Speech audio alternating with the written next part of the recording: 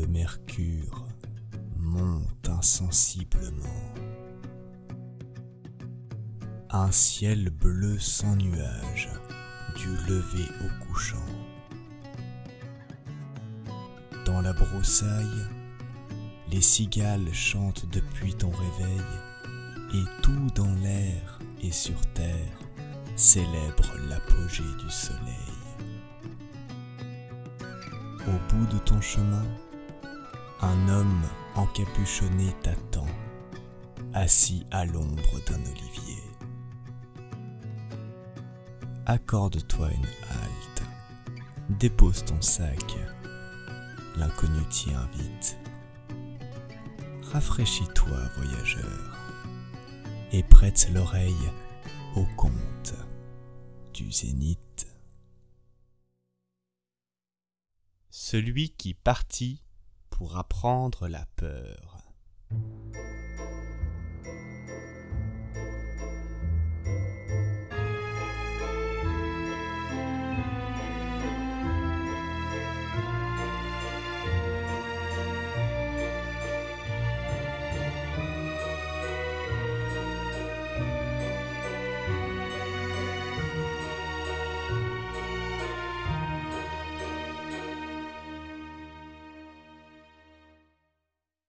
Un père avait 2 fils. L'aîné était intelligent et raisonnable et savait se débrouiller en toutes choses. Mais le cadet était idiot et incapable de comprendre ni d'apprendre quoi que ce soit. En le voyant, les gens disaient « En voilà un qui est un fardeau pour son père !» Ainsi, lorsqu'il y avait quelque chose à faire, la tâche en incombait toujours à l'aîné. Mais quand son père l'envoyait chercher quelque chose tard le soir, ou même au milieu de la nuit, et que le chemin qu'il devait emprunter passait par le cimetière ou par quelque autre endroit sinistre, l'aîné lui répondait « Oh non, mon père, je n'irai pas, j'en frissonne d'épouvante », car il avait peur. Ou alors, quand on racontait le soir, au coin du feu, des histoires à vous donner la chair de poule, les auditeurs disaient parfois « Ah, je tremble de peur !» Le cadet, qui écoutait assis dans un coin, ne parvenait pas à comprendre ce que cela signifiait. Il répète sans cesse « J'en ai froid dans le dos, j'ai peur.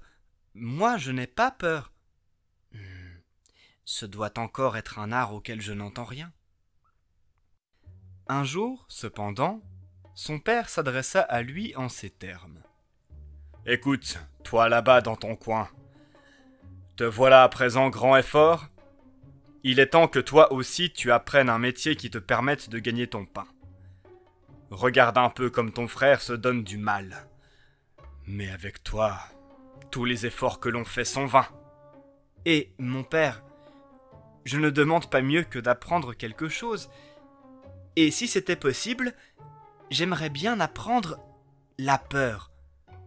Je n'entends encore rien à cela. » En entendant cela, l'aîné pouffa de rire et se dit à lui-même « Mon Dieu, que mon frère est bête! Il n'arrivera jamais à rien! Pour parvenir à quelque chose, il faut s'y prendre de bonne heure. » Le père répondit à l'idiot « Soit, la peur, tu apprendras ce que c'est.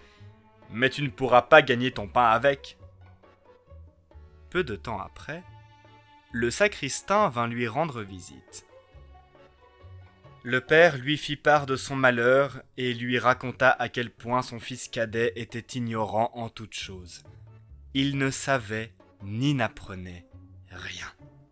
Pensez donc, quand je lui ai demandé comment il entendait gagner son pain, il m'a répondu qu'il voulait apprendre la peur. « Si ce n'est que cela, » répondit le sacristain, « il peut l'apprendre chez moi. Donnez-le-moi donc, je vais vous le dégrossir un peu. » Cela plut au père, qui se dit « Au moins, mon gars sera un peu façonné. » Le sacristain prit donc le garçon chez lui et lui confia la tâche de sonner la cloche. Au bout de quelques jours, il le réveilla à minuit lui ordonna de se lever et de monter au clocher pour sonner. « Je vais t'apprendre ce que c'est que la peur, » se disait-il. Il précéda le garçon sans se faire remarquer, et lorsque celui-ci fut parvenu en haut et qu'il se retourna pour saisir la corde de la cloche, il vit, face à la basson, une silhouette blanche qui se tenait dans l'escalier. « Qui va là ?» s'écria-t-il. Mais la silhouette ne lui donna pas de réponse et ne bougea pas d'un pouce. « Réponds-moi, ou alors va-t'en !» cria le garçon. « Tu n'as rien à faire ici en pleine nuit !» Cependant, le sacristain restait là, sans bouger, pour faire croire au garçon qu'il était un fantôme. Le garçon s'écria pour la deuxième fois. « Que viens-tu faire ici ? Parle si tu es un honnête homme, ou je te jette en bas de l'escalier !» « Il ne parle pas sérieusement, » se dit le sacristain. Il ne pit pas mot et resta aussi immobile qu'une pierre. Le garçon l'interpella alors pour la troisième fois, et voyant que rien n'y faisait, il prit son élan et poussa le fantôme dans l'escalier, si bien que celui-ci dégringola 10 marches et resta à terre dans un coin. Ensuite, le garçon sonna la cloche, rentra chez lui, se remit au lit sans mot dire et se rendormit. L'épouse du sacristain attendit son mari pendant un long moment, mais celui-ci ne revenait toujours pas. Finalement, prise d'angoisse, elle réveilla le garçon et lui demanda « Ne sais-tu pas où est passé mon mari ? Il est monté au clocher avant toi. »« Non, » répondit le garçon, « mais en haut, face à la basson, il y avait quelqu'un. Et comme il ne me répondait pas et qu'il ne voulait pas s'en aller, j'ai cru que c'était un diable et je l'ai poussé du haut de l'escalier. Allez donc voir si c'est lui, mais cela me ferait bien de la peine. » La femme s'y précipita et trouva son mari gisant dans un coin et gémissant avec une jambe cassée. Elle le porta en bas de l'escalier et courut chez le père du garçon en poussant de hauts cris. « Votre garçon a causé un grand malheur !» s'écria-t-elle. « Il a poussé mon mari du haut de l'escalier, si bien qu'il s'est cassé une jambe. Débarrassez-nous de ce bon à rien !» Effrayé, le père accourut et réprimanda vertement le garçon. « En voilà des plaisanteries impies. Seul le malin peut te les avoir soufflées. »« Père, répondit le garçon, écoutez-moi, je suis parfaitement innocent. Il était debout, là, au milieu de la nuit, comme quelqu'un de mal intentionné. Je ne savais pas qui c'était, je lui ai ordonné 3 fois de parler ou de s'en aller. »« Ah !» s'écria le père, « tu ne me causeras jamais rien d'autre que du malheur. Disparais, je ne veux plus te voir. »« Oui, père, bien volontiers. Attendez seulement qu'il fasse jour, et je m'en irai pour apprendre ce que c'est que la peur.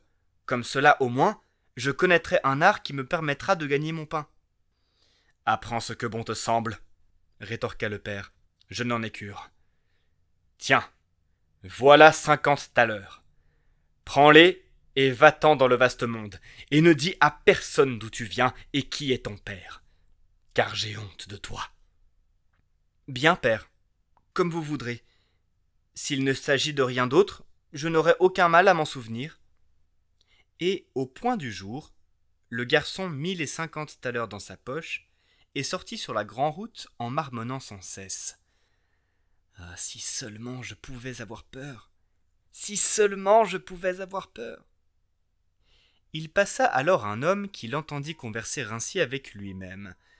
Et quand ils eurent fait un bout de chemin et qu'ils parvinrent à un endroit d'où l'on apercevait une potence, il lui dit « Regarde là-bas. Voilà l'arbre où 7 gars ont épousé la fille du cordier et où ils apprennent maintenant à voler. Installe-toi en bas et attends que la nuit tombe. Et tu sauras ce que c'est que la peur. »« S'il ne faut rien faire de plus pour cela, c'est facile, répondit le garçon. Et si j'apprends aussi rapidement ce que c'est que la peur, tu auras mes 50 thalers demain. Reviens me voir demain matin. » Le garçon se rendit alors près du gibet, s'assit en dessous et attendit le soir. Comme il avait froid, il alluma un feu. Mais à minuit, il se mit à souffler un vent si glacial que malgré le feu, il ne parvenait pas à se réchauffer. Et quand les pendus, poussés par le vent, se mirent à se balancer de ci, de là, et à se cogner les uns aux autres, le garçon se dit « Si toi tu gèles en bas près de ton feu, comme ils doivent geler et grelotter là-haut !» Et comme il avait pitié d'eux, il appuya l'échelle contre la potence, y monta, décrocha les pendus les uns après les autres, et les descendit tous les 7. Puis il attisa le feu, souffla dessus, et les installa tout autour pour qu'ils se réchauffent. Cependant, ils restaient assis là, immobiles, et le feu s'attaqua à leurs vêtements. Le garçon leur dit alors « Faites attention à vous, sinon je vous suspends de nouveau là-haut !» Mais les morts ne l'entendirent pas. Ils restèrent silencieux et laissèrent le feu dévorer leurs guenilles.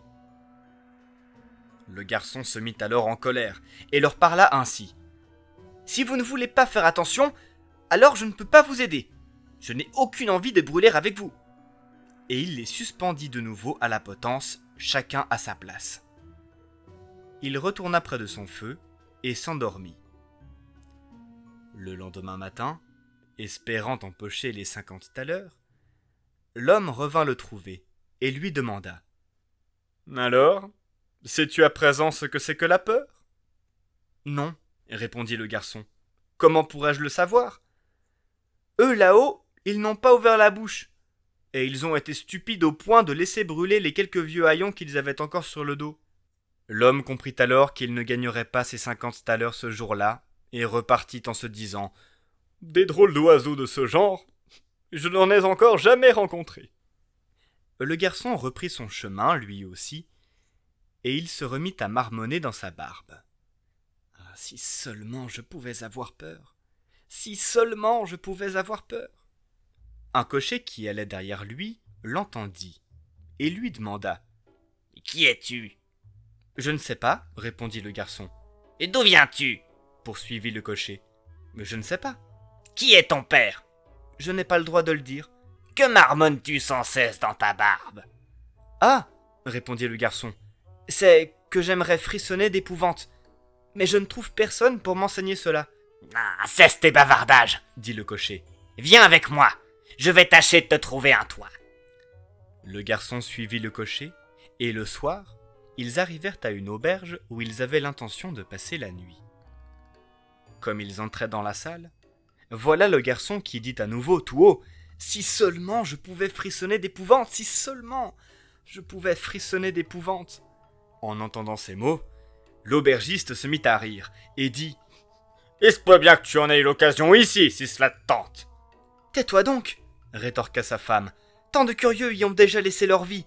Ce serait malheureux que ces beaux yeux-là ne revoient pas la lumière du jour. » Mais le garçon répondit « Quand bien même ce serait aussi difficile, je veux l'apprendre, un point c'est tout, car c'est dans ce but que je suis parti de chez moi. » Et il ne laissa pas de repos à l'aubergiste jusqu'à ce que celui-ci lui révèle qu'il se trouvait, non loin de là, un château ensorcelé où il n'était pas difficile de connaître l'effroi si on y veillait 3 nuits de suite. Le roi aurait promis sa fille à qui oserait tenter l'aventure, et c'était la plus belle jeune fille sous le soleil. Il y avait aussi dans le château de grands trésors gardés par des esprits maléfiques. Ces trésors seraient alors libérés du sortilège et suffiraient à faire d'un pauvre un homme riche. Beaucoup y étaient entrés, mais nul n'en était encore ressorti. Le lendemain matin, le garçon se présenta donc chez le roi et lui dit « Si vous le permettez, j'aimerais bien veiller 3 nuits dans le château ensorcelé. » Le roi le regarda, et comme il lui plaisait, il lui dit « Tu as le droit de me demander 3 choses, à condition qu'il s'agisse d'objets inanimés, et tu auras le droit de les emporter au château. » Le garçon lui répondit donc « Alors, je vous demande du feu, un tour et un banc de menuisier avec son couteau. » Le roi lui fit apporter tout cela au château pendant la journée. Quand il fit presque nuit, le garçon entra dans le château, alluma un bon feu dans une des pièces, en approcha le banc de menuisier et s'installa sur le banc du tour. « Ah, si seulement je pouvais frissonner d'effroi !» soupira-t-il. « Mais ce n'est pas encore ici que j'apprendrai cela. » Vers minuit, il voulut attiser un peu son feu. Tandis qu'il soufflait sur les flammes, il entendit soudain crier dans un coin de la pièce. Comme nous avons froid. Imbécile que vous êtes, qu'avez-vous donc à crier? Si vous avez froid, vous n'avez qu'à venir près du feu pour vous réchauffer, leur lança-t-il en retour. Aussitôt, 2 énormes chats noirs vinrent d'un grand bond s'asseoir à ses côtés et s'installèrent de part et d'autre en le fixant d'un air dément de leurs yeux flamboyants. Au bout d'un moment, quand ils se furent réchauffés, ils lui dirent « Tiens, camarade, et si on jouait aux cartes ?» « Pourquoi pas ?» répondit le garçon. « Mais avant, montrez-moi un peu vos pattes. » Sur ces mots, les chats laissèrent sortir leurs griffes. « Mon Dieu, que vos ongles sont longs !» s'exclama le garçon. « Attendez, il faut d'abord que je vous les taille. » Sur ces mots, il prit les chats par la peau du cou, les posa sur le banc de menuisier et leur bloqua les pattes avec l'étau. « Maintenant que je vous ai observé de près, je n'ai plus aucune envie de jouer aux cartes, dit-il. Il les tua et sortit les jeter dans l'eau. Mais une fois qu'il se fut ainsi débarrassé des 2 chats et qu'il voulut retourner s'asseoir près de son feu, d'autres chats, ainsi que des chiens noirs portant des chaînes incandescentes se mirent à sortir, de plus en plus nombreux, de tous les coins et recoins, si bien qu'ils n'avaient plus où se cacher. Ils poussaient des cris affreux, piétinaient son feu, l'éparpillaient et essayaient de l'éteindre. Il les regarda faire tranquillement pendant un moment, puis, n'en pouvant plus, il saisit son couteau en criant « Hors d'ici, canaille! Débarrassez-moi le plancher !» Et il fondit sur eux en jouant du couteau. Certains prirent la fuite, il tua les autres et les jeta dehors dans l'étang. En revenant, il ranima son feu en soufflant sur les braises et se réchauffa. Et comme il était installé ainsi, ses yeux refusèrent de rester ouverts plus longtemps et il eut envie de dormir. Il regarda alors autour de lui et vit un grand lit dans un coin de la pièce. « C'est justement ce qu'il me faut, » dit-il en s'y allongeant. Mais au moment où il s'apprêtait à fermer les yeux, le lit s'ébranla et se mit à rouler à travers le château. « Allez, encore plus vite !» Le lit s'élança alors comme s'il était attelé de 6 chevaux, franchissant les seuils des portes, dévalant et montant les escaliers, puis soudain, hop, hop, il se renversa complètement, sans dessus-dessous, si bien que le garçon fut enseveli comme sous une montagne. Lançant en l'air les édredons et les oreillers, le garçon se dégagea et dit « À d'autres maintenant !» Il se recoucha près de son feu et dormit jusqu'à ce qu'il fasse de nouveau jour. Le matin, le roi vint au château et, en voyant le garçon étendu par terre, il crut que les fantômes l'avaient tué et qu'il n'était plus de ce monde. Il dit alors « Quand même, quel dommage pour ce beau garçon !» Le gars entendit ces mots et se releva en disant « Les choses n'en sont pas encore là !» Le roi fut très étonné.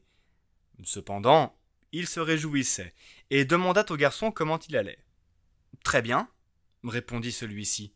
« Voilà une nuit de passée, et les 2 autres passeront elles aussi. » Lorsque le garçon arriva chez l'aubergiste, celui-ci ouvrit des yeux tout ronds.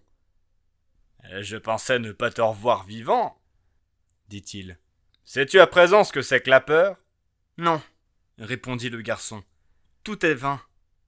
Si seulement quelqu'un pouvait me le dire. » La 2e nuit, il retourna au vieux château, s'installa près de son feu et reprit sa rengaine. « Ah, si seulement je pouvais avoir peur !» À l'approche de minuit, des bruits sourds se firent entendre, d'abord doucement, puis de plus en plus fort. Le silence se fit ensuite pendant un petit moment, et finalement, la moitié d'un homme dégringola par le conduit de la cheminée avec de grands cris et tomba par terre juste au pied du garçon. « Oh là !» cria celui-ci. « Ce n'est pas assez, il en manque la moitié !» Le bruit reprit alors de plus belle.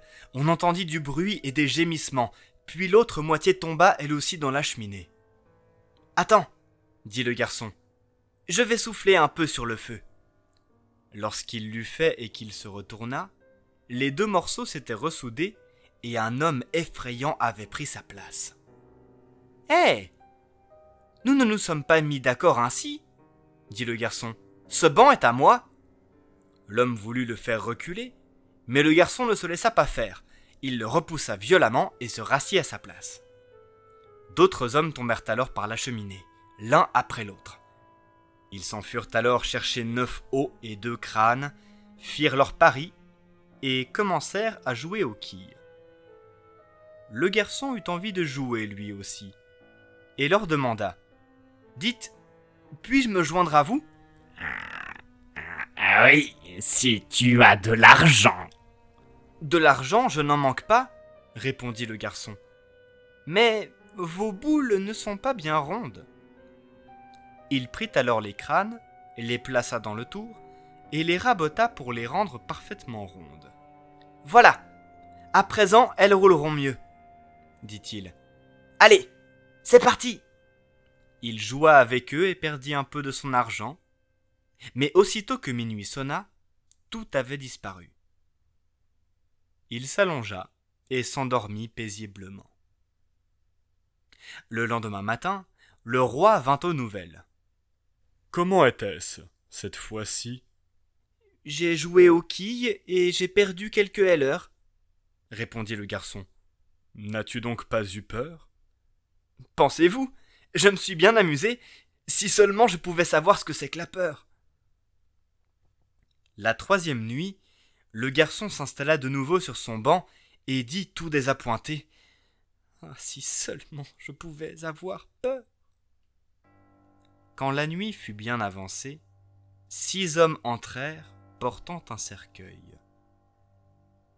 Le garçon dit alors « Tiens, c'est certainement mon petit cousin qui est mort il y a quelques jours seulement. » Il l'appela du doigt en disant « Viens, petit cousin, viens !» Les hommes déposèrent le cercueil sur le sol. Le garçon s'en approcha et l'ouvrit. Un homme mort était étendu à l'intérieur. Il lui tâta le visage, mais il était glacial. « Attends, » dit le garçon, « je vais te réchauffer un peu. » Il retourna près du feu, se réchauffa la main et la posa sur le visage du défunt, mais ce dernier resta de glace. Le garçon sortit alors le défunt de son cercueil, s'assit près du feu, prit le mort sur ses genoux et lui frotta les bras pour que le sang se remette à circuler. Voyant que rien n'y faisait, il eut une idée. Quand 2 personnes sont allongées dans le même lit, elles se réchauffent l'une l'autre. Il mit donc le défunt au lit et s'allongea près de lui. Un moment après, en effet, le mort se réchauffa et se mit à bouger. « Tu vois, petit cousin, heureusement que je t'ai réchauffé, » dit alors le garçon. Cependant, le mort se mit à parler. « Maintenant, je vais t'étrangler. » « Quoi ?» s'exclama le garçon. « Est-ce là ma récompense ? Tu vas immédiatement retourner dans ton cercueil !» Sur ce, il le souleva, le remit dans son cercueil et en referma le couvercle. Les 6 hommes revinrent et l'emportèrent avec eux. « Il n'y a rien à faire. Je ne parviens pas à avoir peur, » dit le garçon. « Jamais je n'apprendrai cela ici. » À ce moment-là, un homme entra. Il était bien plus grand que tous les autres et d'une apparence terrifiante. Il était vieux et portait une longue barbe blanche. « Ah, beau que tu es !» s'écria-t-il. « Tu sauras bientôt ce que c'est que la peur, car tu dois mourir. »« Pas si vite !» répondit le garçon. « Si je dois mourir, j'aimerais bien voir cela de mes propres yeux. »« Ne t'en fais pas, » dit le démon. « J'ai bien l'intention de t'emmener. »« Tout doux, fit le garçon. « Ne te vante pas ainsi. J'ai tout autant de force que toi, et sans doute même davantage. »« C'est ce que nous allons voir, » répondit le vieillard. « Si Je te laisserai t'en aller. Suis-moi. Nous allons essayer. Et il le conduisit jusqu'au feu d'une forge en empruntant des couloirs sombres. Puis il saisit une hache et d'un coup, il enfonça l'enclume dans le sol. « Je peux faire encore mieux que cela !» dit le garçon en s'approchant de la seconde enclume. Le vieux se plaça près de lui pour le regarder, sa barbe blanche pendant vers le sol. Le garçon empoigna alors la hache, et d'un seul coup, il fendit l'enclume en deux et y coinça la barbe du vieillard. « À présent, je te tiens !» s'exclama le garçon. « Et c'est toi qui vas mourir !» Il s'empara alors d'une verge de fer et l'abattit sur le dos du vieillard, et continua jusqu'à ce que celui-ci se mette à geindre et le supplie d'arrêter en lui promettant de grandes richesses. Le garçon retira la hache de l'enclume et libéra le vieillard. Celui-ci le ramena dans le château et lui montra, dans une cave, 3 coffres remplis d'or.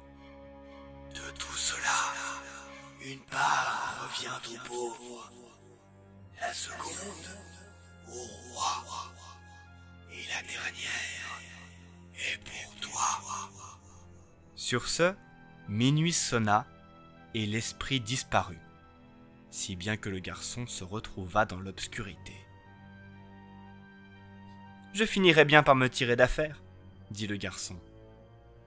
En tâtonnant, il retrouva le chemin de la pièce, et une fois là-bas, il s'endormit près de son feu. Le lendemain matin, le roi vint le trouver en disant « À présent, tu as appris ce que c'est que la peur, n'est-ce pas ?»« Non, » répondit le garçon. « Qu'est-ce donc ? Feu mon cousin était là, puis un homme barbu est venu et m'a montré beaucoup d'argent là en bas. Mais la peur, personne ne m'a dit ce que c'était. »« Tu as libéré le château, et tu vas épouser ma fille, » lui dit alors le roi. « Tout cela est fort bien, » répliqua le garçon. « Mais je ne sais toujours pas ce que c'est que la peur. » On remonta donc l'or de la cave, et on célébra le mariage. Mais le jeune roi, malgré sa joie et son amour pour son épouse, ne cessait de se répéter « Si seulement je pouvais avoir peur, si seulement je pouvais avoir peur. » La reine finit par en avoir assez. Sa femme de chambre lui dit alors « Je vais vous aider, et il saura ce que c'est que la peur. » Elle se rendit au ruisseau qui coulait à travers le jardin et se fit apporter un seau entier rempli de goujons. La nuit, pendant que le jeune roi dormait, son épouse lui retira sa couverture et vida sur lui le seau rempli d'eau froide et de goujons, si bien que les petits poissons se mirent à frétiller tout autour de lui. Réveillé en sursaut, le roi s'écria « Ah, ma chère femme, je tremble d'effroi, je suis terrifié. Oui, à présent, je sais ce que c'est que la peur. »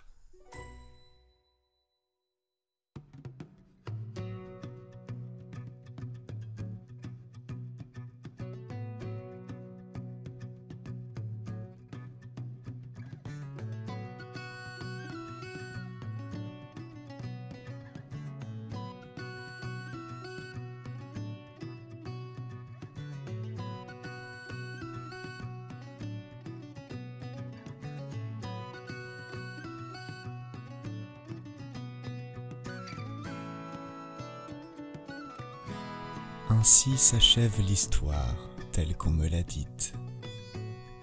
Ton chemin t'attend, voyageur. Remets ton sac à dos. Et si, dans ton périple, tu as besoin de repos, viens me retrouver. Je te dirai les contes du Zénith.